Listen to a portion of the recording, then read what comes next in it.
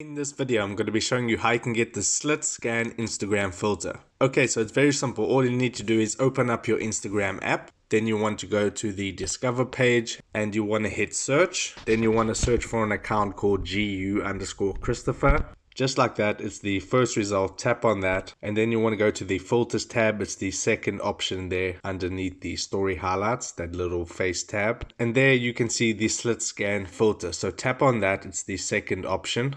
Now you can go ahead and try it, or you can save it by tapping on that icon with the little down arrow next to where it says try it. Tap on that and that will save it to your camera, and then you can go ahead and use that, create some cool videos and send them to your friends. Tap on OK and you'll be able to go ahead and use it now. So that is how you get the Slit Scan Instagram filter. If you got some value out of this video, then I would appreciate it if you smash that like button and consider subscribing, because I'm uploading how-to videos about social media and your favorite apps every single day. So with that being said, I'll see you in my next video.